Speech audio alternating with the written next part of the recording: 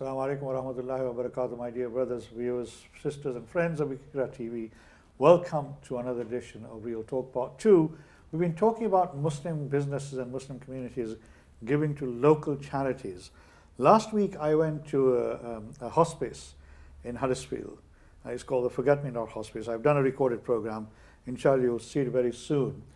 And when I first went there a few months ago, and then I heard about the work that they do, and I was told that over 50% of the young children, this, as I said, this is young children from birth till 16, say 17, people who go there, for them it's the end of life situation.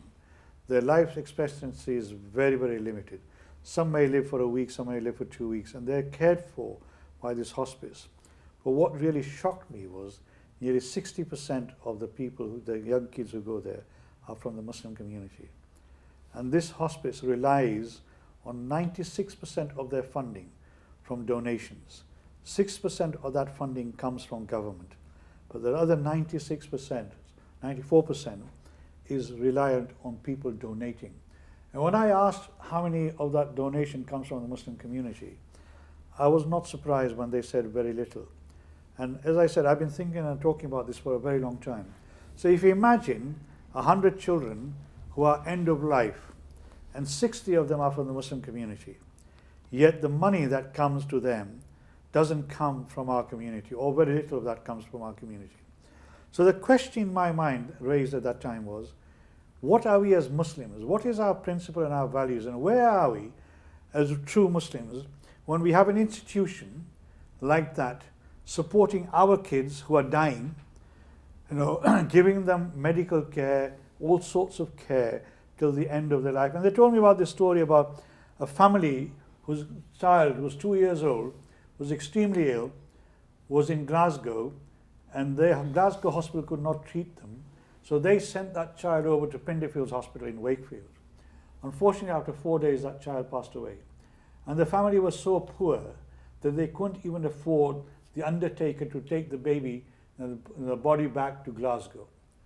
But because the child had died actually in the hospice, and they asked the hospice people, 2 of the nurses decided to take their own car, collect the body from the hospital, and drove all the way to Glasgow to deliver the body to the masjid there, where the ghusl was done and the child was buried.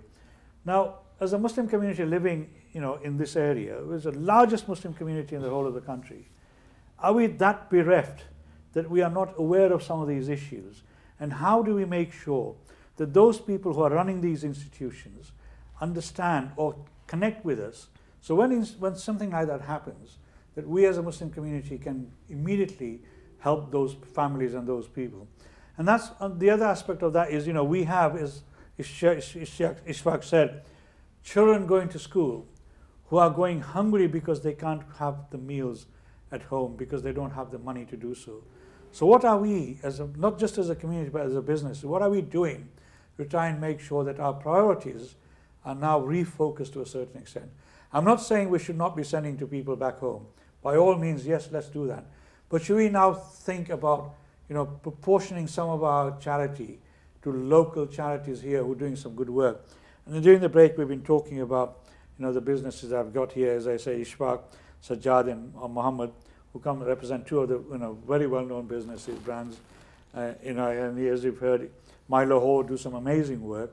So does Adams Foods. But I mean, when I saw this and when I heard this, when the nurses told me, I was absolutely shocked.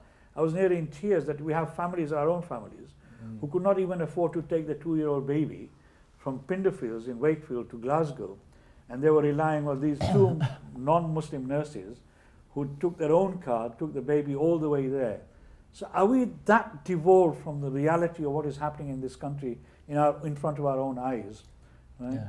And what do we need to do, Sajjad? What can we do as a community to? I think on that point is very hard to hear that people from the non-Muslim community have so much empathy for somebody who is a Muslim. Exactly, yeah. It's a beautiful story. My daughter is a nurse, and during the COVID period, I saw the kind of stress what she was going through, and it genuinely affects people, and I've got nothing but admiration for the NHS. I think one thing, we as the 2 businesses stand here, since post-COVID, we both companies have become part of the 100 Club, which is the Bradford Hospital that's the charities. hospital, yeah. And really, we are the proudest members. I think, you know, Ishfaq led us there. You know, he was one of the first, and we followed Ishfaq and his My Lahore journey. And we've had a really, really good response, you know, in terms of we've gone to the hospital, we've met with people we wouldn't have met with before.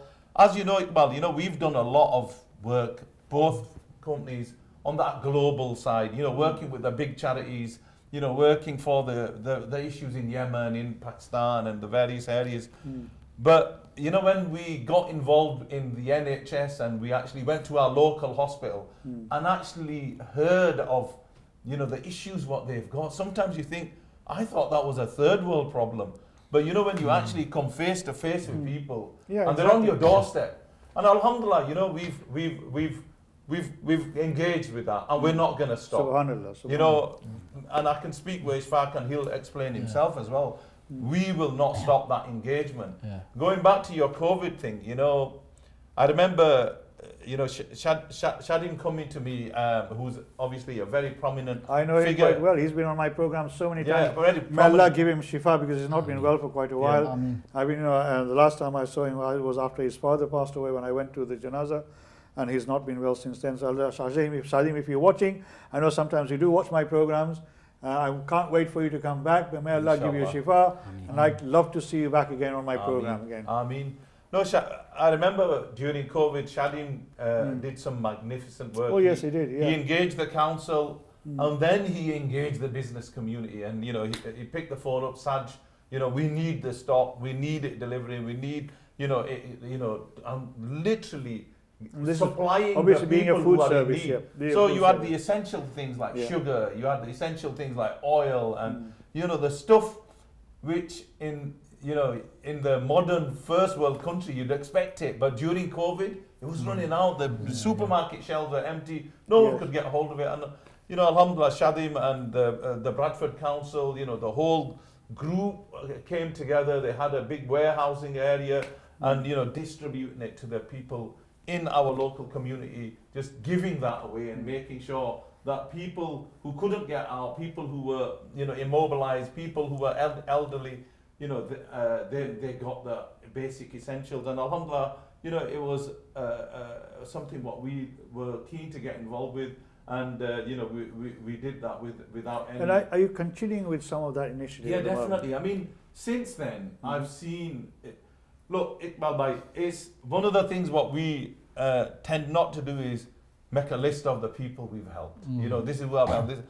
It's safe to say that in Bradford there are many food banks. There are many people who, you know, are coming to the business community and saying, look, we need help. You need to get involved. And alhamdulillah, I think from post-COVID, I think all the business communities, from all the friends and network I know, you know, everybody's engaged in some form of charity work. And, you know, the beauty of, you know, especially places like Bradford is we tend not to shout about it, we just get on with it. And alhamdulillah. I agree. And as I said before, I mean, people like, you know, Yunus Chaudhry Saab from Regal Foods, Mohammad Hussain from Nafis, Fantastic. Regal Cafe, ICS, the Mamjis, you know, obviously. When I went to them because of the Sisters of Iftar, they all opened their doors very generously. And as Sajjad says, there are very generous people in Bradford, you know, like My Lahore, and there are other businesses as well who do give generously. But the question I have now, with Islamophobia, and this very anti-Muslim, you know, rhetoric that we have, you know, against the Muslim community, and the image that is out there about the Muslim community, I know it says, you know, Islam says, what you give with your right hand, don't let the left hand know. But I know some of the great ulamas are now saying, in order to change the mindset of those people, is it time now to start showcasing what we are doing? Now, I'll give you an example. A few years ago, the extreme right wing, you know, English press, they came to Bradford to the mosque, and they damaged the mosque. They actually threatened to stone the mosque in York, a small mosque, which is a very large Arab community mainly. So they actually posted on social media, they're going to come and break the windows there. Now, because that mosque had a very strong connection, anti-interfaith connection, with the local community. The local non-Muslim community sort of put a message on social media saying, on the day you're going to be coming, we're going to be outside that mosque.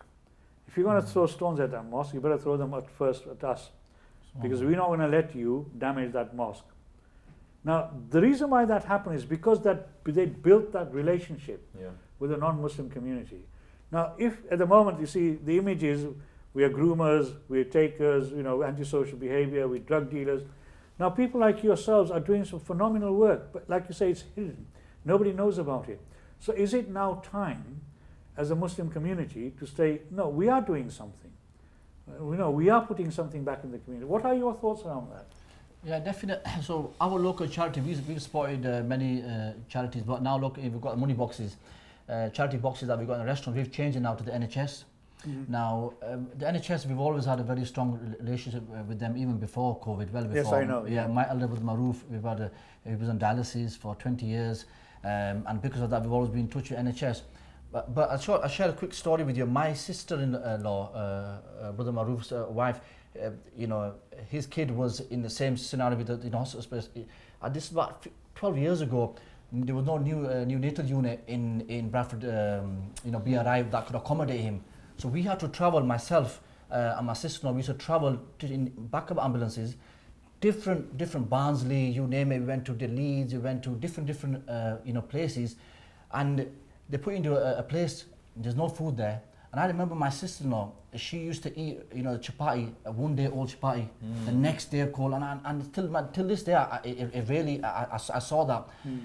Now, when you support charities like the NHS, this is where your money will go. So if you give them that extra money from a business point of view, they will provide free lunches for the parents, for the kids who are suffering. They will provide facilities. They will provide these extra stuff that is going to have an impact. And who's, like you mentioned, who's using these services? Yes, exactly. It's us. It's our community. Yeah. So the point that you made in terms of raising this, I think it's a great platform. We're all doing this now, and I think a lot of people are also joining on. And it's all about collectively how we can make a difference. Every business can make a difference in its own way. Like Adams, the essentials that they provide, the stuff that they do, what we do from a hot food point of view, and other businesses can do from various, like beds you mentioned. Everybody can play their part. Well, the Muslim community could have a major impact on the poverty in this country. I mean, we know Agra, Aslam and there, and they do a charity dinner every year where they raise thousands of pounds. And I'm sure you buy tape. I've seen you there. Right? I've seen you there over the last few years. And they raise money for local charities every year, and that is essential. And when I've been there, I've sat there with non-Muslim people from other businesses, and they absolutely sort of so pleased to know that the Muslim community is supporting, people like the hospital, the Sunshine Variety Club of Great Britain, Mosaic, young people's charities, Prince's Trust, etc. And that is something that. Do we need to do more of that? Instead of sort of doing it quietly, right? Do we need to do more of that? So I think how do we make sure that one of the things I work with a lot of businesses. What I say to the businesses, on your website, do you have a page on your corporate social responsibility?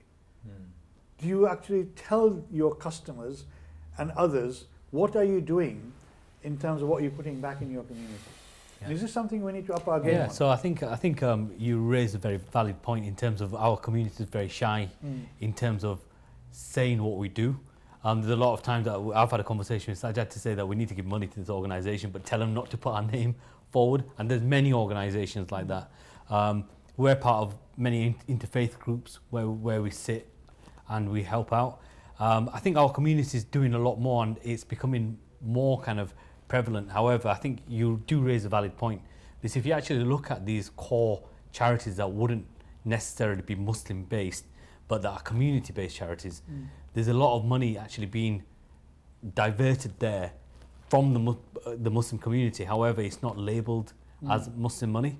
And I think there's a valid point there. There's some people that do it very well. By default, alhamdulillah, the stuff that My Lahore do through the barakah, the actual kind of news agencies come and they use My Lahore as a beacon. We've had some coverage reluctantly, I'd say. But I think there is a lot of things we can do, and it's not just the actual financial element that we put in. There's also expertise that we put in. Yes. Look, we know logistics because we're a food service company. We've sat on many boards and said, look, you need to do it this way, and it's time that we're investing in. Likewise, I know that Ishfaq and the guys at Mylahore, Shakur, his brother, and Askar, they spend their time sitting in organisations saying that, no, I think if you did it this way, these are the types of food that you need to concentrate on. Yeah, guidance is equally important. Absolutely, and the reality of it is that the community is becoming cash rich, but it's becoming time poor. And the time that we can give, there's a number of initiatives that people are playing, sitting as non-execs on various charities or various sporting organisations. You know, Yorkshire Cricket is one. We've got friends at Lancashire Cricket. We've got friends at various other charities. We support an Alzheimer's cafe. Mashallah, The crazy thing is that the Alzheimer's cafe is based in Napoleon's casino. Right. But we support the cafe because they do great work for Alzheimer's sufferers. You know, ultimately we don't look at who. I think that is absolutely vital and important. And one of the things, as I say, a lot of businesses have got their own websites. Absolutely. But if you look at all these businesses' websites, there's hardly anything there that tells people, from outside what are they doing. And I think this is more important. We're coming to the end of the program. Really sorry, as we get into the meat of the discussion, debate. This happens every week to me, and I'm sure you get fed up with me all the time. So I hope you found what my three colleagues have shared with us, some of interest, and the subject we talked about. Inshallah, I hope it's inspired you, and you need to look around your own communities, look for people who are vulnerable. You probably know them as well, and start to look at where you can actually make a difference in your own local communities. By all means, send your money to India, Pakistan, wherever. But Assalamu alaikum wa rahmatullahi wa barakatuh. I'll be back with you after Eid, inshallah. Have a wonderful Eid and have a wonderful time with your families. Take care. Assalamu alaikum wa rahmatullahi wa barakatuh.